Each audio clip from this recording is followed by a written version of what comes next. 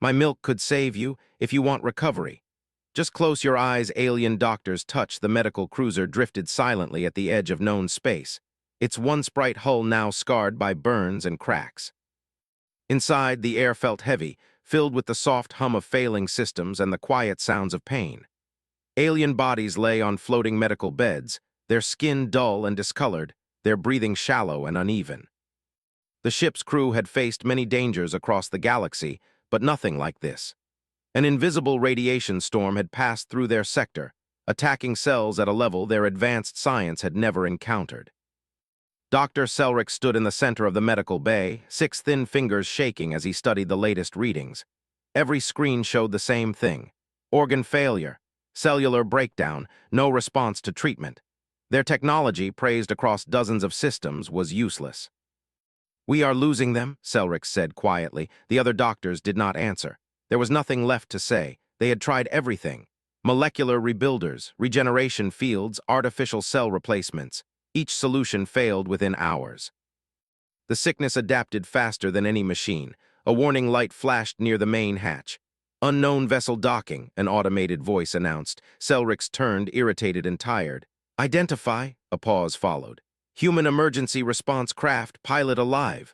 The room went still. Humans were new to this region of space. Primitive, according to most records. Their ships were rough, their technology inefficient, their biology messy and unrefined. They survived through stubbornness rather than intelligence, or so the reports claimed. "Allow docking," Selrick said at last. "We will turn them away once they are secure." The hatch opened with a hiss. A single human stepped inside, wearing a worn emergency suit with visible patchwork repairs. He removed his helmet slowly, revealing a tired face and short dark hair damp with sweat. His eyes scanned the room, taking in the wounded aliens without fear or shock. "My name is Evan," he said. "I picked up your distress call." Selrick studied him closely. The scanners activated automatically, running through the human's biological data. The results were immediate and strange. "This human's body is unstable," one of the doctors muttered.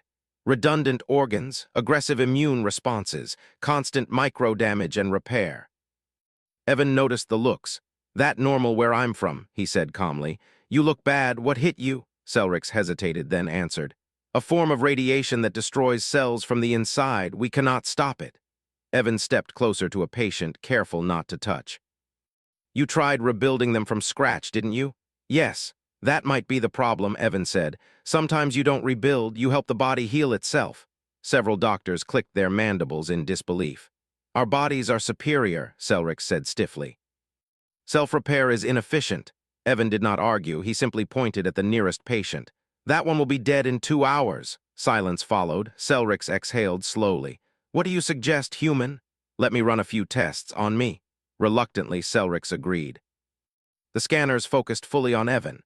As deeper biological analysis ran, a new alert appeared.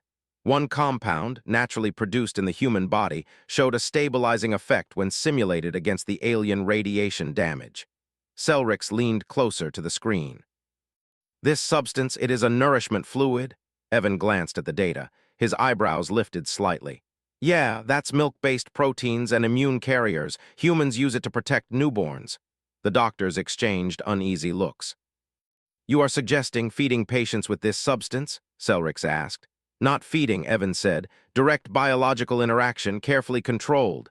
"That is unacceptable," one doctor snapped. "We do not use other species as medical tools." Evan's voice stayed calm. "Then they die." The words were simple, honest, not cruel. Selrick stared at the patients. He had sworn an oath to save life, not protect pride. "How dangerous is this to you?" Selrick asked. Evan shrugged slightly. "I'll be fine." Humans lose more blood fixing a broken arm back home. That statement alone caused several doctors to freeze. After a long pause, Selrick nodded. "Prepare a controlled trial. 1 patient only." The medical bay shifted into emergency mode. Evan was guided onto a secondary platform, his suit removed, his body surrounded by scanners and sterile fields. The alien patient, barely conscious, floated nearby. "Close your eyes," Selrick instructed the patient, his voice steady but tense. "Your nervous system may react strongly." The procedure began. Human biological material was introduced in micro-measured amounts, combined with alien stabilizers. Every doctor watched the screens, expecting rejection, failure, or worse. Instead, the cellular decay slowed. Then it stopped. A soft sound escaped Selrix's throat. Impossible! The patient's vital signs strengthened. Color returned to their skin. The radiation markers began to fade. Evan let out a slow breath. Told you, recovery beats perfection. The room erupted into controlled chaos. Doctors ran scans again and again, unable to accept what they were seeing. This should not work, one whispered. But it is, Selrix replied. Hours passed. The patient stabilized completely. Selrix turned to Evan, his posture different now, lower, respectful. You did what our greatest minds could not, he said. Your species was underestimated. Evan smiled faintly, exhaustion catching up with him. Happens a lot. Outside the medical bay, the stars drifted on. Inside, something had changed. Not just the fate of a crew, but the way an entire species would soon be seen. And this was only the beginning. The medical bay no longer felt quiet. It hummed with movement, with controlled urgency instead of hopeless waiting. Screens updated every second, showing slow but steady improvement in the first recovered patient. The alien lay sleeping, breathing evenly, skin no longer dull. For the first time since the radiation storm, life was winning. Dr. Selrix stood beside the display, staring at the numbers as if they might vanish if he blinked. He had ordered the scans repeated 6 times. Each time, the results stayed the same. It remains stable, a junior doctor said, disbelief clear in their voice. No cellular collapse, no rejection, Selrix nodded slowly. Increase observation, no mistakes. Across the room, Evan sat on a low bench, wrapped in a sterile medical covering. He looked tired but alert, watching the alien doctors move around him like cautious predators unsure whether their prey might suddenly turn dangerous. One doctor approached Selrix quietly. Chief, the council will demand answers. They will not accept this without challenge. I know, Selrix replied. They value purity over survival. As if summoned by the words, the medical bay doors opened. 3 senior council members entered, their tall forms stiff with authority. Their eyes went straight to the human. This is the cause of the disturbance, one of them asked coldly. This is the reason a patient lives, Selrix answered. The council member turned to the screens, then back to Selrix. Explain, Selrix did, every step, every measurement, every risk. When he finished, silence filled the room.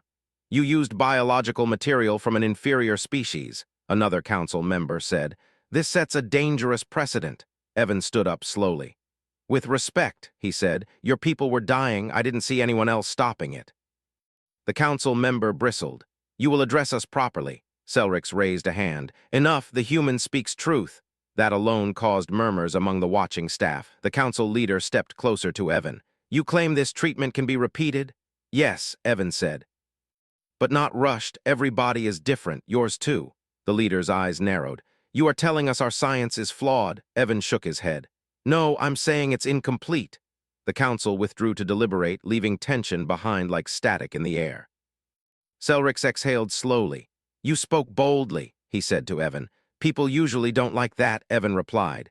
But people usually live afterward. Selrix allowed a brief sound that might have been a laugh. Hours later, the decision came, a controlled expansion of treatment. 5 more patients. No more. The next procedures began under extreme scrutiny. Every drop, every timing adjustment, every biological response was recorded. Evan worked alongside the doctors, explaining not with authority but with patience. Human bodies don't aim for balance, he explained. They aim for recovery. We overreact, then calm down.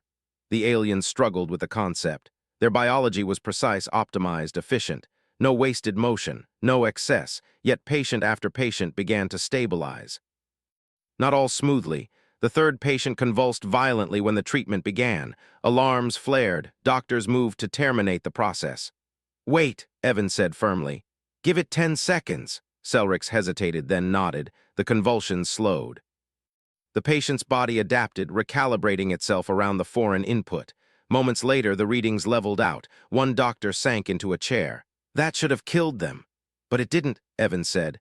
Humans survive by riding the storm. Word spread beyond the medical bay. Crew members gathered outside, whispering, watching the human with new eyes, fear mixed with hope. By the end of the cycle, all 5 patients were alive. The council reconvened, their expressions strained. This method cannot be scaled, one insisted. It relies too heavily on the human's judgment. Yes, Selric said, that is its strength. The council leader looked at Evan again. If this knowledge spreads, your species will be sought across the galaxy, Evan shrugged. We're used to being needed in emergencies. That night the ship's lights dimmed as systems stabilized. Evan sat alone near a viewport watching distant stars.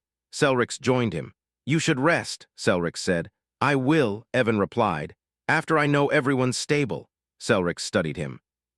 Your species accepts great strain to save others. Evan nodded. That's how we survived our own mistakes. Selrix looked back at the medical bay, where patients slept peacefully for the first time in days. Then perhaps the galaxy has much to learn. And somewhere deep within the ship's systems, a record was quietly updated. Human biology, unpredictable, inefficient, essential. The recovery had begun, but the real change was only just starting. The third cycle began with a problem no one had predicted. The radiation sickness did not behave the same in every body. Some patients recovered quickly, their cells stabilizing as if they had simply been waiting for the right push. Others resisted, their biology reacting with confusion and stress. The alien medical system struggled to classify what was happening because nothing fit their models anymore. Dr. Selric stood over a display showing 3 patients at once. 2 were improving, the third was not. The decay rate is increasing, a technician said. The treatment is not holding. Evan stepped closer, studying the pattern. He did not look at the numbers first. He watched the patient. The rise and fall of the chest, the slight tremor in the limbs. They're fighting it, Evan said. Too hard. That makes no sense, another doctor replied. Resistance indicates strength. Not always, Evan said. Sometimes it means panic. The doctor tilted their head. You are assigning emotion to cells, Evan nodded.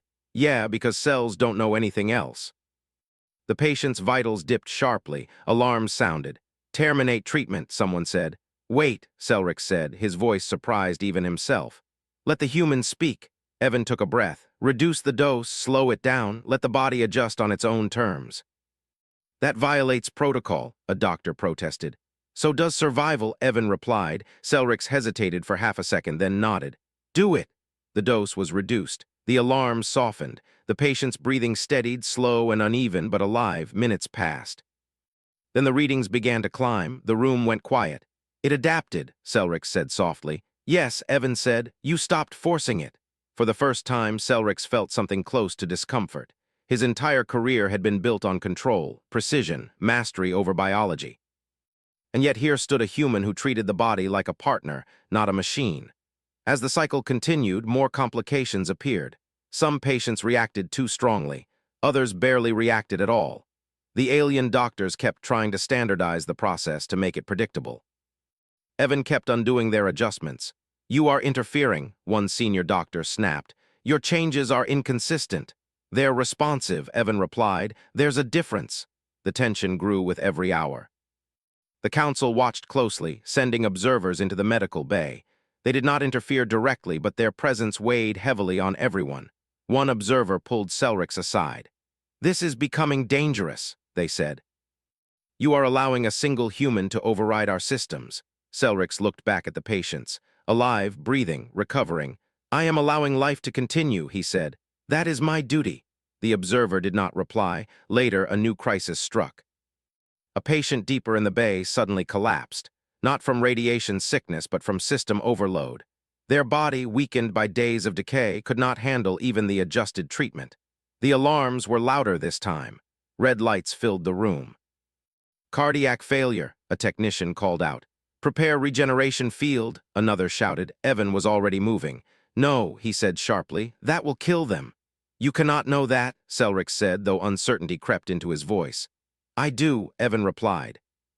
Because I've seen this before. He placed his hand near the patient, not touching, watching the rhythm. Reduce everything, Evan said. All inputs, let the body breathe. This is madness, someone said, but Selric trusted him now. The machines powered down. The room felt suddenly quiet, fragile. The patient's heart stuttered. Then slowly it found a rhythm again. The regeneration field was never activated. The patient lived. When it was over, Selric stepped back, his limbs trembling slightly. You took a great risk, he said. So did they, Evan replied, looking at the patient. I just didn't give up on them. That moment changed everything. The alien doctors began asking questions, not about the treatment, but about humans. "How does your species tolerate so much damage?" one asked. "We don't," Evan said. "We just don't stop." The data logs grew massive. The ship's systems struggled to keep up. New classifications were added, then rewritten, then discarded. Human biology could not be mapped cleanly. Outside the medical bay, the crew began to change too. Fear gave way to curiosity. Some watched Evan with awe, others with unease. A human alone had overturned centuries of medical certainty. That made people nervous. The council called an emergency session. Selric stood before them, Evan beside him. "You have altered our procedures without approval," the council leader said. "You have allowed emotional reasoning into medical decision-making."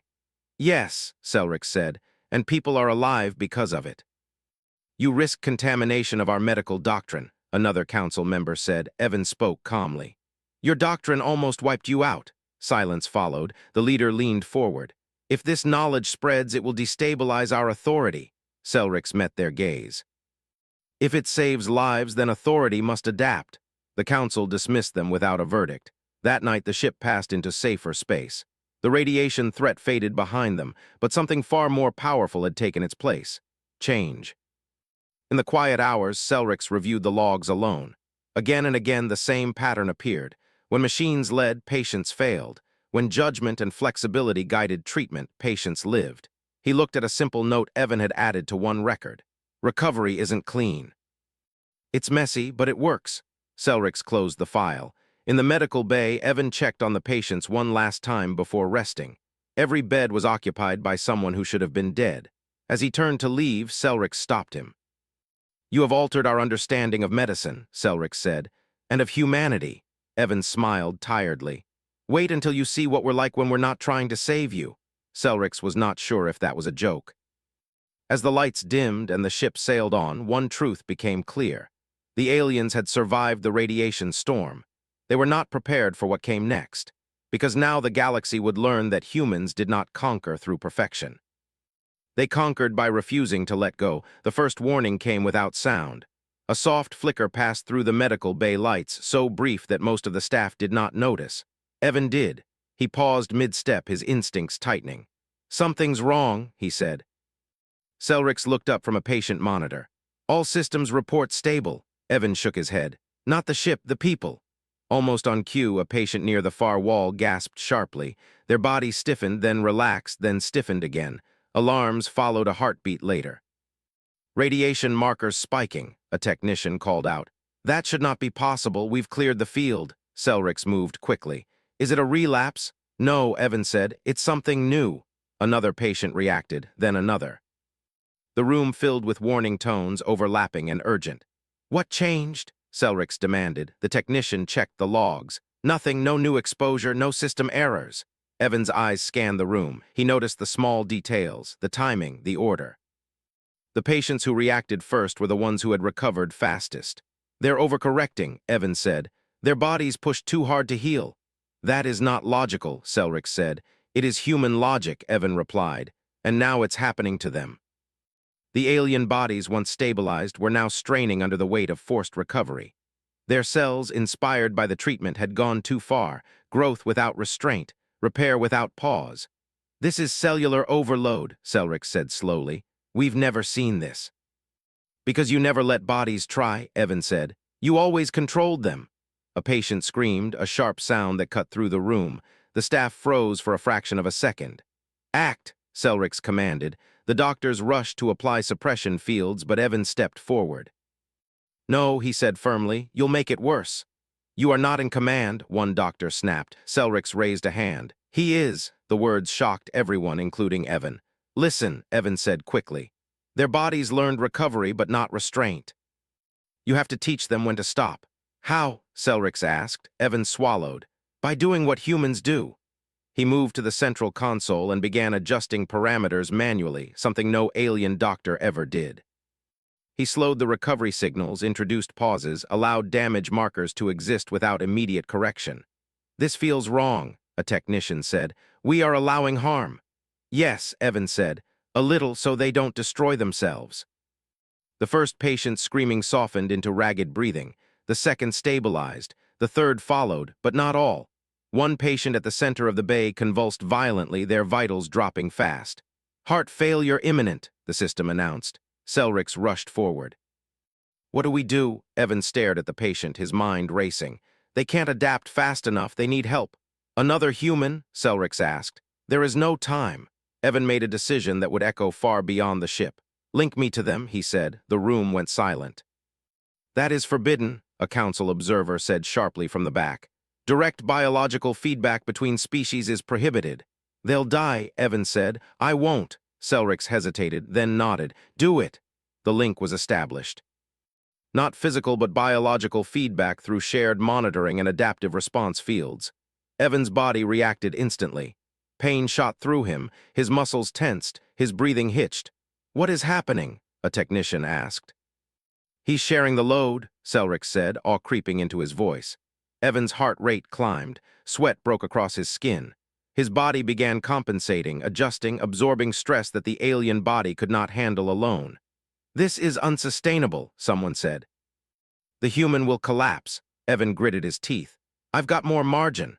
Slowly, painfully, the alien patient stabilized. Their vitals rose, the overload receded, the link shut down. Evan staggered, nearly falling. Selrix caught him. "You risked your life," Selrix said. Evan managed a weak smile. "That's the job." The medical bay was silent. Every alien present stared at the human differently now, not as a tool, not as an anomaly, as a shield. The council observer stepped forward, their voice tight. "This cannot continue." "You are altering our species." Selrix turned on them. "No, he is saving it." The observer stiffened. "If this spreads, humans will gain influence far beyond their standing." Selrix did not look away. "They have already earned it." The crisis lasted hours, adjustments, failures. Corrections. Evan worked until his hands shook and his vision blurred. Each patient required different timing, different restraint. There was no universal solution, only judgment. When the last alarm finally fell silent, every patient was alive. Evan collapsed into a chair, exhausted beyond words. Selrix stood in the center of the bay, surrounded by living proof that everything he had believed was incomplete. "You taught us how to recover," Selrix said quietly, "and how to stop." Evan closed his eyes. "That part's harder." The council convened again, this time with urgency edging into fear. "This human is a liability," one member said, "and an asset." "He has proven indispensable," another countered. "And uncontrollable," the leader added. Selrix spoke before they could decide. "So is life." The council fell silent. Outside, the ship approached a major trade corridor. Signals from other vessels began to arrive. News had already leaked. Whispers of impossible recoveries, of a human who rewrote alien medicine. Requests followed, then demands. Selrix looked at Evan, resting but awake. "The galaxy is about to notice you," Evan sighed. "They already do when things go wrong." Selrix studied him. "Are all humans like this?" Evan thought for a moment. "No, some are smarter. Some are stronger, some are kinder." "Then why you?" Selrix asked. Evan smiled faintly. "Because I was there." The ship continued forward, carrying survivors, data, and a truth that could not be buried. Humanity did not heal because it was perfect. It healed because it shared the pain, and soon the galaxy would have to decide what to do with a species like that. The ship entered the trade corridor under full signal light, no longer hiding, no longer drifting. Its hull still bore scars, but inside, life had returned. The medical bay was quiet again, not because of death, but because of rest. Patients slept deeply, their bodies finally balanced between healing and calm. Evan sat near the viewport, a blanket around his shoulders. His body still ached from the strain of the biological link, but he was stable. Human stable, at least. Dr. Selrix stood beside him, watching the stars stretch into thin lines as the ship moved faster. "The council has finalized its decision," Selrix said. Evan did not turn. "I figured they would. They are afraid," Selrix continued. "Not of you alone, of what you represent." Evan nodded slightly. "That's fair." "They will classify this incident," Selrix said. "They will attempt to control the narrative." Evan finally looked at him. "And the patients?" Selrix's voice softened. "They live, all of them." Evan closed his eyes for a moment, relief washing over his tired face. "Then that's enough." But Selrix was not finished. "They have issued a medical directive," he said. "Human biological resilience will be formally recognized as a recovery asset. Alien medical systems are to integrate human consultants during extreme failure events. Evan let out a quiet breath. So we're emergency tools now? Selric shook his head. No, partners. The ship slowed as it approached the first station in the corridor. Dozens of vessels surrounded it, drawn by curiosity, rumor, and fear. Medical scans, diplomatic requests, and encrypted council inquiries flooded the systems. They are watching, Selric said. They always are, Evan replied. The docking process took longer than usual. Protocols were rewritten on the fly. When the hatch finally opened, a delegation waited, not soldiers, not politicians, doctors. They stepped inside the medical bay and stopped short when they saw the recovered patients walking slowly under their own power. Whispers filled the room. "This is impossible," one said. Selric stepped forward. "It is human." The doctors turned to Evan, some with awe. Some with suspicion. One stepped closer. "You shared your biology," they said. "You risked extinction-level contamination." Evan shrugged weakly. "You were already dying." That answer spread quickly. Within hours, the story escaped containment, not as rumor, but as data. Recorded procedures, logged recoveries, verified survival rates. Across the corridor, ships rerouted. Medical bays requested consultations. Councils argued. Emergency protocols were rewritten. Humanity had not fired a weapon, it had healed. The council aboard the cruiser issued one final statement before docking was complete. It was brief, clinical, and impossible to ignore. In extreme biological failure scenarios, human judgment supersedes automated protocol. Selrix read the line 3 times. "You realize what this means," he said to Evan. Evan leaned back, staring at the ceiling. "It means we'll get blamed the first time something goes wrong." Selrix tilted his head. "You accept that?" "Yeah," Evan said. "That's also very human." As the recovered crew disembarked, many paused in front of Evan. Some bowed their heads. Others placed a hand over their chest in a gesture of respect. One stopped longer than the rest. "You carried our pain," they said quietly. "Why?" Evan thought for a moment. "Because if I didn't, no one else could." That answer followed him far beyond the station. Weeks later, the data reached the wider galaxy. Species that prided themselves on perfection began reevaluating their limits. Systems built on flawless efficiency suddenly looked fragile. Civilizations realized they had optimized away their ability to survive disaster. And then there were the humans. Messy, redundant, inefficient, unbreakable. Medical academies added new courses. Emergency doctrines changed. The phrase, "close your eyes," became shorthand across dozens of languages, not for fear, for trust. Selrix returned to his duties, but he was no longer the same. He questioned protocols, allowed uncertainty, watched bodies instead of screens. And Evan went home. Back to a small human station at the edge of mapped space. No parade, no speeches, just a medical debrief and a long rest. Until the next call came. It always did. Somewhere in the dark, a ship would fail, a body would break, a system would collapse. And someone would ask for a human, not because humans were perfect, but because when everything else failed, humans stayed. They adapted. They endured. They carried the pain long enough for others to recover. The galaxy learned a simple truth too late to forget. Humanity did not conquer through strength. It conquered through recovery. And once you had seen a species survive the impossible, you never looked at them the same way again.